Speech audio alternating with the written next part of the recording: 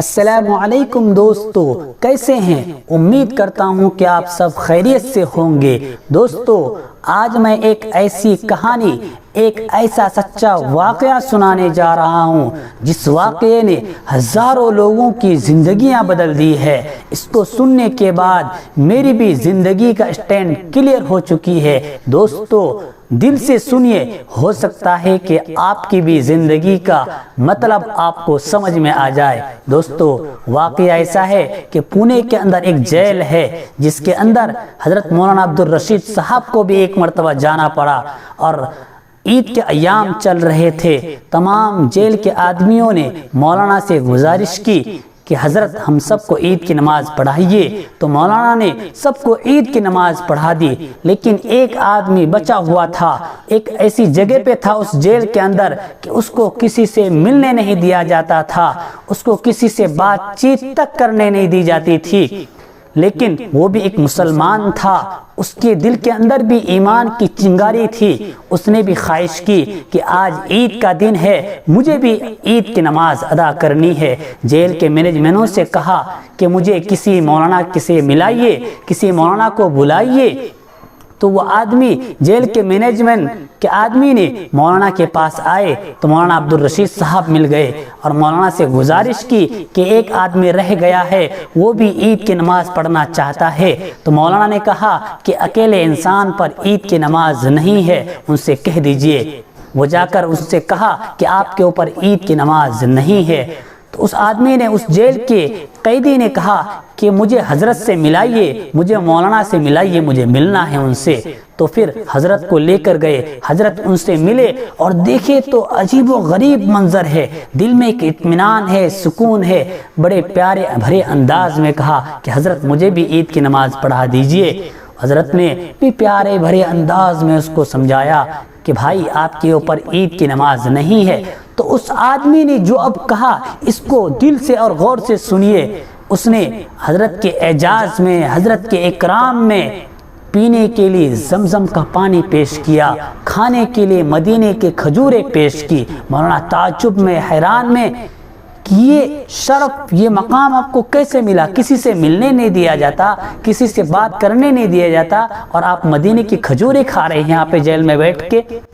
اس آدمی نے کہا کہ مولانا، آپ کو معلوم نہیں کہ میں پھانسی کا قیدی ہوں، اور جو پھانسی کا قیدی ہوتا ہے اس کی ہر خواہش، ہر تمنا پوری کی جاتی ہے۔ تو میں نے ان سے کہا کہ مجھے کھانا ہے تو مدینے کی کھجور کھانا ہے، پینا ہے تو زمزم کا پانی پینا ہے۔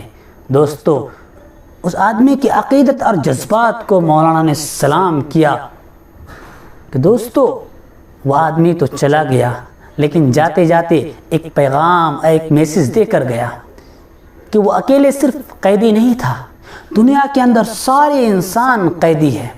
کوئی جنت کا قیدی ہے، کوئی جہنم کا قیدی ہے، کوئی دنیا کا قیدی ہے، کوئی پھانسی کا قیدی ہے، لیکن ہر انسان دنیا کے اندر قیدی ہے۔ دوستو، اللہ کے نبی علیہ الصلاۃ والسلام کی ایک حدیث مبارک ہے کہ الدنیا سجن المؤمن و جنت الکافر، کہ یہ دنیا مومنین کے لیے قید خانہ ہے اور کافروں کے لیے جنت ہے۔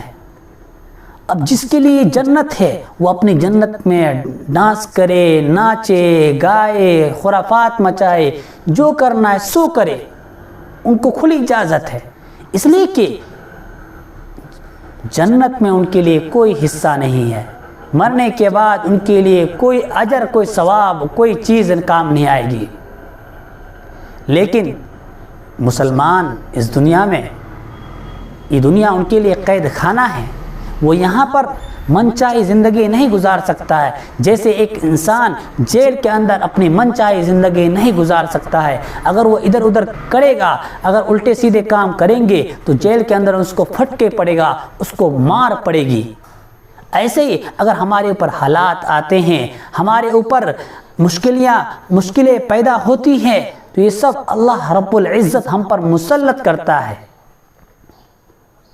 اس لیے کہ ہم اپنے راستے سے، ہم اپنے مشن سے بھٹک جاتے ہیں۔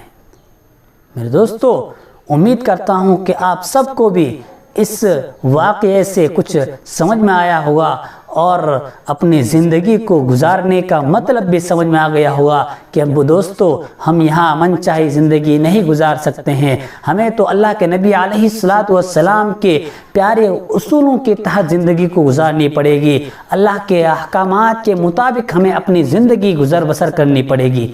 دوستو اللہ پاک ہم سب کو اللہ کے نبی علیہ السلام کی زندگی کے مطابق زندگی گزارنا آسان فرمائے، آمین۔